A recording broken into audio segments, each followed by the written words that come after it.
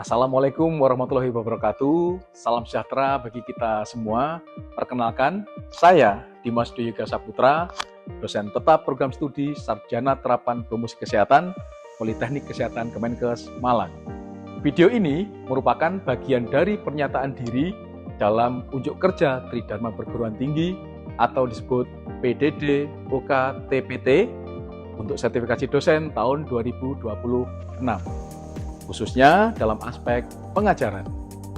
Dalam kesempatan ini, saya akan menjelaskan salah satu mata kuliah yang saya ampu, yaitu penanggulangan krisis kesehatan pada bencana yang dilaksanakan pada semester keempat. Mata kuliah ini memiliki bobot 2 SKS, di mana 1 SKS teori dan 1 SKS praktik. Mata kuliah ini merupakan mata kuliah program Kementerian Kesehatan, di mana wajib diberikan kepada calon lulusan Politeknik Kesehatan Kemenkes di seluruh Indonesia. Tujuannya adalah untuk menyiapkan calon cadangan tenaga kesehatan yang handal, yang siap diterjunkan dalam kondisi krisis kesehatan pada bencana. Mata kuliah ini dirancang untuk membekali mahasiswa dengan pengetahuan, keterampilan, sikap profesional dalam pengelolaan situasi krisis kesehatan pada bencana secara efektif dan kolaboratif. Di dalam mata kuliah ini mengintegrasikan antara pemahaman tentang konsep kebijakan nasional, sistem komando, dan pengorganisasian dasar bencana, hingga implementasi keterampilan praktis seperti basic life support, triase, stabilisasi, transformasi, dan penggunaan sistem informasi dan komunikasi, serta yang tidak kalah pentingnya, merencanakan program promosi kesehatan guna menunjang situasi krisis kesehatan. Di dalam mata kuliah ini, mahasiswa tidak hanya mempelajari teori dan praktik saja, tetapi mahasiswa juga diminta berkolaborasi dengan mahasiswa lain dari program studi yang ada di Poltekkes Kemenkes Malang, yang nantinya di akhir perkuliahan mata kuliah PKKB ini dalam bentuk kegiatan simulasi lapangan penanggulangan krisis kesehatan pada bencana yang dikemas melalui interprofessional education. Capaian pembelajaran lulusan yang dibebankan pada mata kuliah penanggulangan krisis kesehatan pada bencana adalah mampu menguasai konsep teoritis dan melaksanakan program promosi kesehatan terkait perubahan perilaku sehat di tingkat masyarakat berdasarkan standar profesi dan etika profesi promotor kesehatan. Berdasarkan capaian pembelajaran lulusan tersebut, maka dijabarkan ke dalam 8 capaian pembelajaran mata kuliah. Dari 8 capaian pembelajaran mata kuliah tersebut, maka terdapat 13 bahan kajian atau materi pokok yang akan diberikan selama 14 pertemuan. Yang pertama, terkait konsep dasar penanggulangan krisis kesehatan pada bencana. 2. Kebijakan nasional, sistem komando, dan pengorganisasian. 3. Perencanaan penanggulangan dalam penanggulangan krisis kesehatan pada bencana. 4. Pengurangan risiko krisis kesehatan pada bencana. 5. Penanggulangan krisis kesehatan pada bencana. 6. Penanggulangan pasca krisis kesehatan pada bencana. 7. Sistem informasi dan komunikasi pada bencana. 8. Basic life support. 9. Triase, stabilisasi, transportasi, dan evakuasi pada bencana. 10. Merencanakan program Promkes untuk penanggulangan krisis kesehatan pada bencana. 11. Melaksanakan advokasi, kemitraan, pemberdayaan masyarakat pada penanggulangan krisis kesehatan bencana. 12. Melakukan dukungan kesehatan jiwa, psikososial atau konseling kesehatan sosial. Dan yang ke-13, penanggulangan krisis kesehatan pada bencana terpadu dalam kegiatan interprofessional education. Nah, setelah mengetahui gambaran mata kuliah penanggulangan krisis kesehatan pada bencana, selanjutnya saya akan menjelaskan terkait bobot komponen penilaian yang terdiri dari praktikum atau simulasi sebesar 50%, kuis sebesar 30%, dan tugas sebesar 20%. Dengan mengadopsi kurikulum berbasis OBE, maka penilaian dapat dilakukan pada setiap subcapaian pembelajaran mata kuliah yang terbagi ke dalam 14 pertemuan. Model pembelajaran yang saya ambil pada mata kuliah ini adalah blended learning dengan memanfaatkan ruang kelas dan laboratorium PKKB sebagai tempat pembelajaran offline. Nah, sedangkan pembelajaran online memanfaatkan LMS Google Classroom dan Zoom Meeting. Hal ini membuat mahasiswa menjadi lebih tertarik dan fokus untuk belajar dengan caranya sendiri, di mana mahasiswa diberikan kebebasan untuk mempelajari materi terlebih dahulu yang sudah diunggah oleh dosen di dalam LMS Google Classroom. Tentunya sebelum perkuliahan dimulai, yang nantinya dapat digunakan sebagai bahan diskusi pada saat pembelajaran berlangsung. Referensi yang digunakan dalam kuliah ini diambil dari panduan, pedoman, serta beberapa peraturan terkait penanggulangan krisis kesehatan pada bencana. Dan selain itu, referensi berupa textbook, baik dari buku maupun dari dalam dan luar negeri, termasuk jurnal, penelitian, serta produk keluaran hasil penelitian, serta pengabdian kepada masyarakat yang saya lakukan, berkolaborasi juga dengan rekan dosen serta mahasiswa. Sumber referensi yang saya masukkan ke dalam mata kuliah ini adalah merupakan salah satu produk buku panduan praktis penanggulangan krisis kesehatan pada bencana. Untuk waktu belajar, kegiatan sinkronus dilakukan dengan pembelajaran teori selama 50 menit 1 SKS dengan menjelaskan dan mendiskusikan materi secara tatap muka langsung di dalam kelas maupun menggunakan tatap maya melalui Zoom Meeting. Pembelajaran praktikum dilakukan selama 170 menit 1 SKS yang terdiri dari kegiatan praktikum laboratorium. Selanjutnya, terkait interaksi yang saya lakukan antara dosen dan mahasiswa maupun interaksi antara mahasiswa, saya memanfaatkan kuadran kelas, di mana kuadran kelas yang saya manfaatkan baik secara sinkronus dan asinkronus, mahasiswa dapat mempelajari secara mandiri materi yang sudah diunggah melalui LMS Google Classroom. Yang selanjutnya, secara aktif mahasiswa melakukan diskusi di ruang belajar tatap muka di dalam kelas maupun di dalam laboratorium PKKB, ataupun menggunakan tatap maya melalui Zoom Meeting. Desain pembelajaran yang saya lakukan ini semua tertulis secara jelas pada LMS Google Classroom yang dikelola oleh Program Studi Sarjana Terapan Promosi Kesehatan Kemenkes Poltekkes Malang. Nah, selanjutnya akan saya sampaikan cuplikan pembelajaran teori dan praktikum pada mata kuliah penanggulangan krisis kesehatan pada bencana. Baik, Assalamualaikum warahmatullahi wabarakatuh. Waalaikumsalam warahmatullahi wabarakatuh. Selamat pagi dan salam sejahtera untuk kita semua, teman-teman mahasiswa. Gimana kabar hari ini? Sehat, luar biasa. Oke. Baik, teman-teman sekalian, untuk pertemuan ke-7 ini kita akan bahas kaitannya dengan sistem informasi dan komunikasi bencana. Nah, pastinya materi pada pagi hari ini sudah Pak Dimas share juga atau upload ya di LMS kita di Google Classroom. Sudah ada yang membaca? Sudah. Baik, terima kasih teman-teman kalau sudah membaca. Dan dipelajari semua ya? Sudah. Oke, baik. Nah, pada pertemuan ke-7 ini teman-teman, diharapkan teman-teman nanti bisa atau mampu memahami sistem informasi dan komunikasi dalam penanggulangan krisis kesehatan.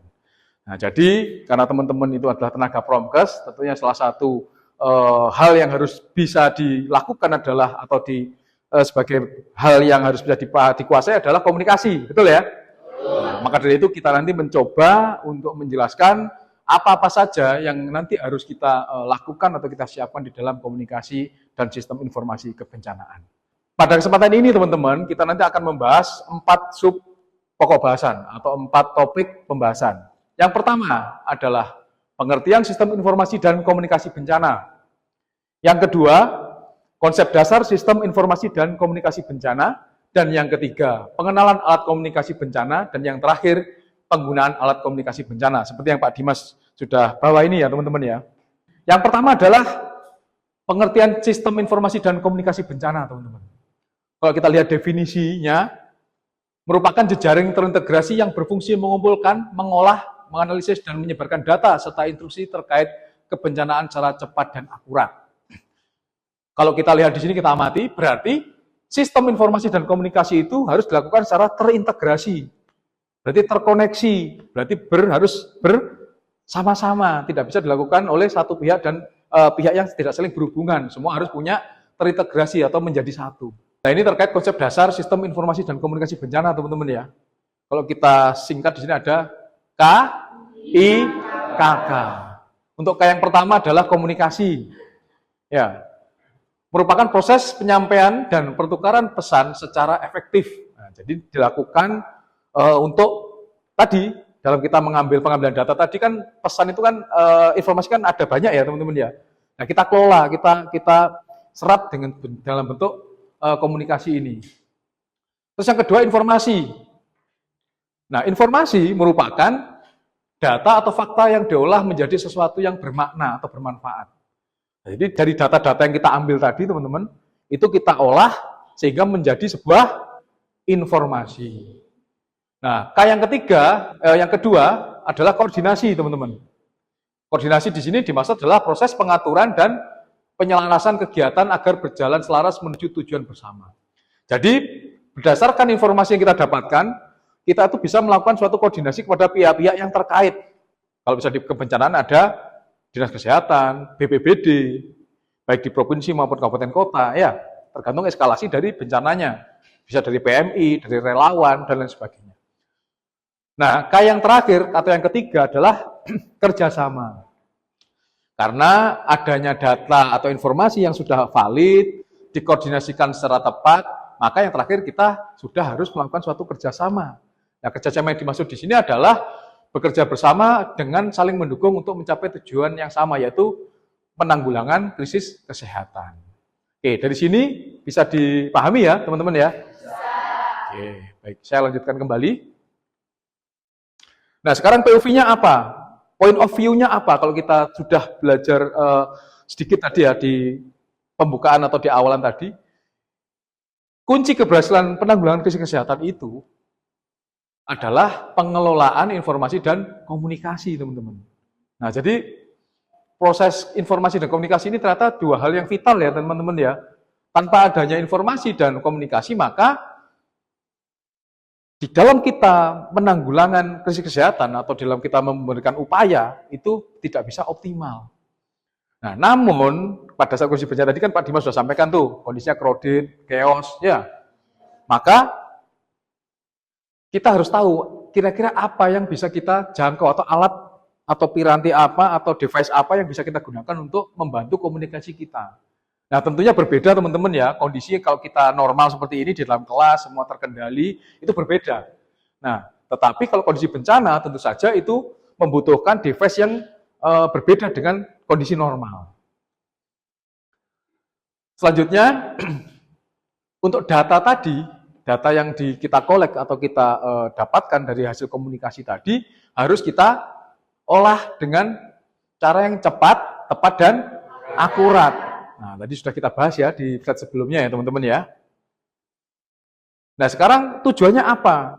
Kalau sudah tadi dalam bentuk informasi, dikoordinasikan, terus dikerjasamakan, tujuannya adalah yang pertama untuk menetapkan keputusan dan langkah-langkah dalam penanggulangan bencana, baik dalam situasi sedang tidak terjadi bencana atau pra-bencana, tanggap darurat bencana maupun pasca bencana. Berarti informasi yang kita olah tadi digunakan untuk dasar stakeholder untuk membuat strategi-strategi, bagaimana cara pencegahan, bagaimana nanti apabila terjadi bencana dan lain sebagainya.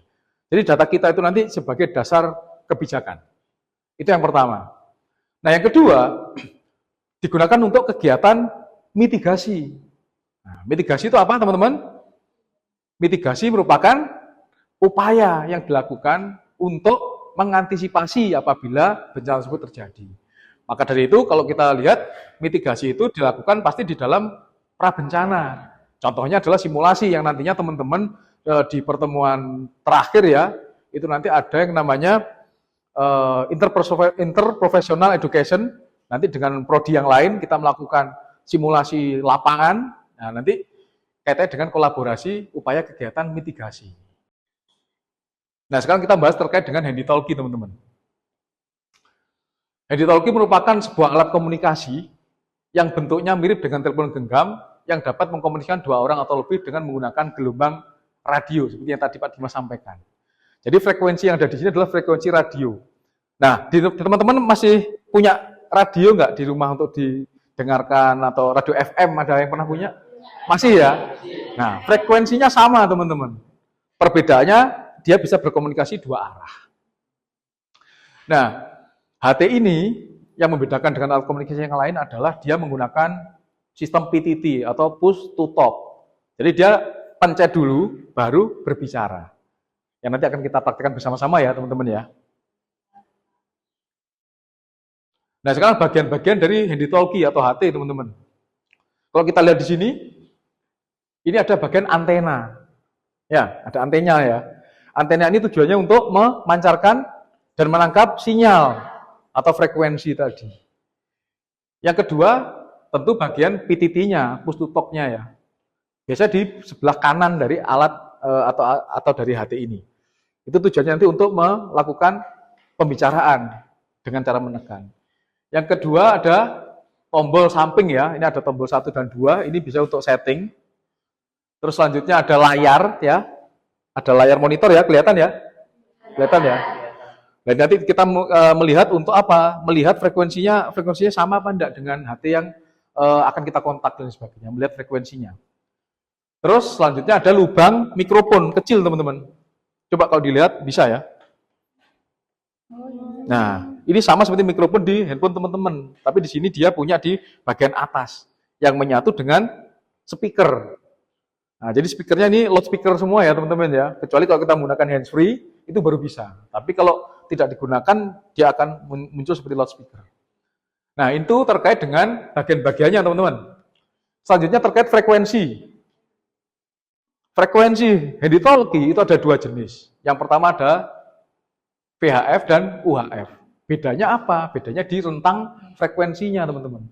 Kalau VHF itu kepanjangan dari very high frekuensi, di mana di sana lebih rendah kalau kita lihat sini frekuensinya.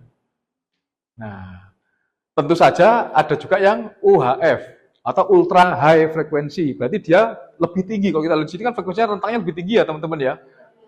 Nah, tapi kedua-duanya ini bisa digunakan untuk komunikasi dalam kebencanaan. Yang membedakan nanti HT yang sinyalnya VHF itu harus bisa sama VHF teman-teman, tidak bisa dengan UHF. Maka dari itu kalau dalam komunikasi bencana itu harus kita sepakati dulu, kita pakai channel atau frekuensi apa? VHF atau UHF. Oke, dari sini paham ya? Nah sekarang etika berkomunikasi dengan menggunakan handy talkie teman-teman.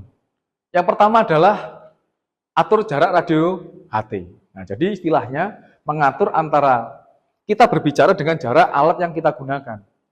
Jaraknya kurang lebih sekitar 10-15 cm, teman-teman. Seperti ini.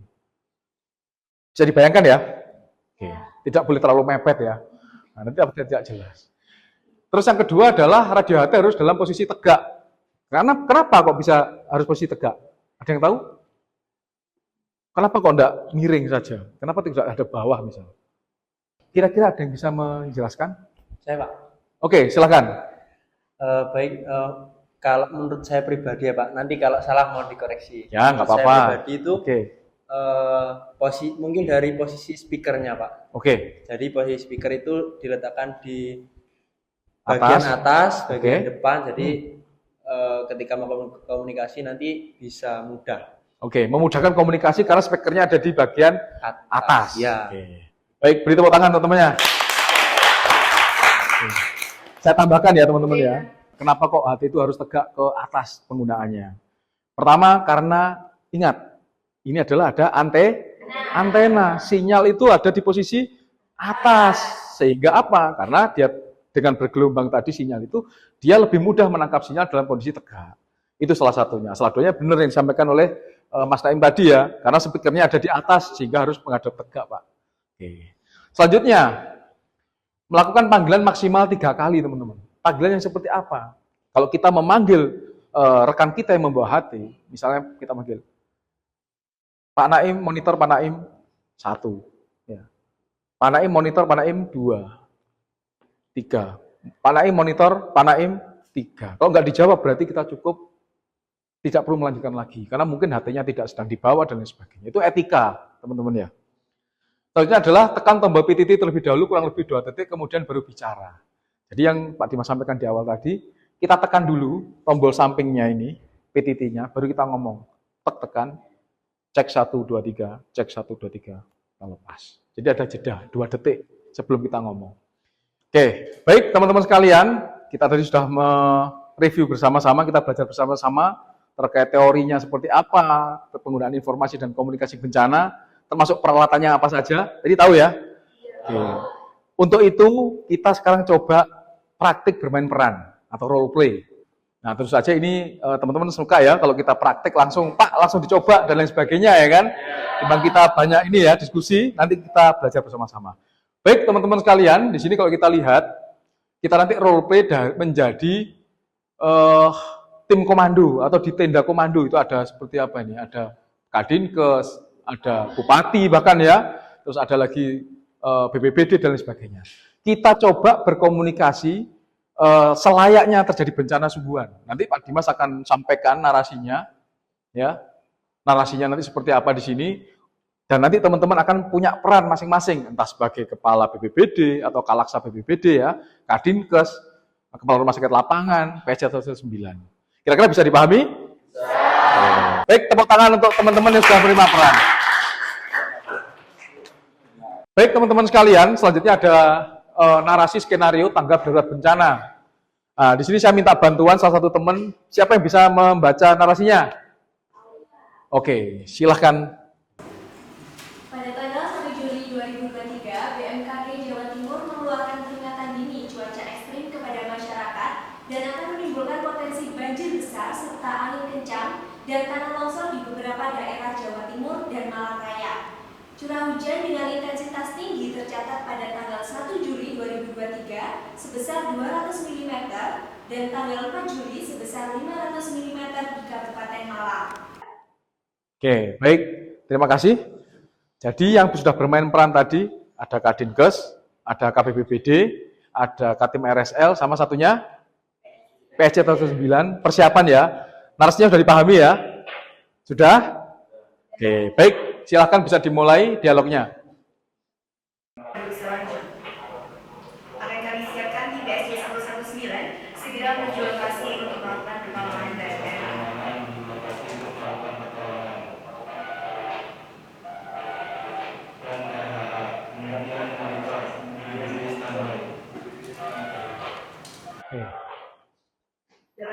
Informasi diterima terkait kejadian kabel jebol menghancurkan 1.500 kakak di sekitar Waduk Selanjut. Akan kami siapkan di PSC 119 segera menuju lokasi untuk melakukan pertolongan dan RH. Silakan dilanjutkan lagi Kadinkes. Monitor tim PSC 119. Monitor tim PSC 119. Siap, kami PSC 119 monitor. Mohon perintah ganti. Segera tim PSC 119 menuju lokasi kejadian untuk melakukan pertolongan dan RH. Ganti. Siap, 86. Laporan diterima, mohon izin kami bersama tim akan bergerak menuju ke lokasi bencana. Standby. Oke, silakan yang Katim PSC 119. Monitor RSL. RSL persiapan ya. Monitor RSL. Kami rumah sakit lapangan monitor ganti. Kami akan mengirim korban dengan jumlah 78 orang dan kondisi luka berat 18 orang, luka sedang 20 orang, luka ringan 40 orang. Pertolongan pertama sudah diberikan, mohon dikirim ambulans untuk membawa korban menuju RSL. Ganti. Petenang, kami akan kirimkan 2 ambulan tambahan menuju lokasi. Mohon dijelaskan posisi titik kumpul korban. Standby. 86. Posisi korban sudah kami mobilisasi di Balai Desa Solorejo. Demikian. Ganti. Siap 86. Kami kirimkan 2 tambahan ambulan menuju lokasi. Mohon dijelaskan posisi titik kumpul korban. Ganti. Oke, tepuk tangan untuk kita semua. Ya. Baik, teman-teman sekalian sudah ada gambaran ya tadi ya terkait bagaimana kalau pada saat kita menjadi tim komunikasi itu ternyata luar biasa ya. Semua harus dikomunikasikan dengan cara yang elegan juga ya, dan semua juga harus kita siapkan datanya. Dan tentu saja dengan adanya pengalaman belajar praktik ini, teman-teman, role play kita pada pagi hari ini menambah wawasan untuk teman-teman semua dan bisa dipraktikkan di kemudian hari. Oke. Sebelum Pak Dimas akhiri, kita review sejenak ya. Nah, satu saja. Nanti silahkan siapa saja bisa menjawab apabila ingin menjawab. Baik, tadi kita belajar kaitan dengan konsep dasar komunikasi dan informasi bencana, betul ya? Kalau tadi ada 4 singkatan ya, K, I, K, K. Oke. Sekarang silahkan siapa yang bisa menjawab? Saya, Pak. Oke, silahkan, Mbak Yol. Oke, Pak. Tadi untuk K yang pertama di Ya. KIKK itu adalah komunikasi. Yes. Jadi komunikasi itu adalah proses penyampaian dan pertukaran pesan secara efektif. Oke, beri tepuk tangan ke temannya. Luar biasa. K yang pertama sudah tadi ya. Yang kedua I. I yang kedua adalah informasi. Silakan, ada yang bisa menjelaskan informasi? Saya, Pak. Oke, silakan. Informasi adalah data yang diolah menjadi sesuatu yang bermakna, begitu, Oke. Pak. Menjadi sesuatu yang bermakna. Oke, beri tepuk tangan teman-temannya. K yang pertama sudah tadi ya. I yang kedua sudah. Sekarang K yang ketiga apa? Koordinasi. Kira-kira siapa yang bisa menjelaskan koordinasi itu apa? Saya, Bapak. Oke, silakan, Mbak. Iya, jadi Bapak, koordinasi itu adalah proses di mana kita menyelaraskan menjadi ketujuan utama yang selaras gitu, Bapak. Jadi menyelaraskan ya, Iya, agar Bapak. tujuan utamanya tetap fokus ke tujuan Iya. utama. Oke, tepuk tangan. Nah, sekarang teman-teman, K yang terakhir apa tadi? Kerjasama. Nah, silakan siapa yang mau mereview kerjasama itu apa? Ya, Oke, silakan Mbak. izin menjawab ya, Bapak. Ya. K yang terakhir dari KIKK tadi kan kerjasama Yes. atau cooperation ya, Bapak, kalau tidak salah. Betul. Nah, itu seingat saya kerjasama itu jadi mereka dari tim BPDB, PMI, dan relawan lainnya itu saling bekerja sama untuk Oke. mendukung semuanya itu bisa berjalan sesuai tujuan yang sama, yaitu membantu bencana tadi. Oke, luar biasa, tepuk tangan. Wah.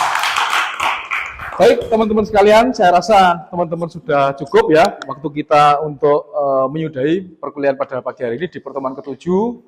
Dan tidak lupa juga Pak Dimas juga berikan kuis teman-teman ya. Silakan coba dicek di Google Classroom masing-masing ya teman-teman ya. Dan saya akhiri untuk perkuliahan pada pagi hari ini untuk pertemuan 7. Dan jangan lupa tadi kuisnya dikerjakan. Untuk itu saya ucapkan terima kasih dan Assalamualaikum warahmatullahi wabarakatuh.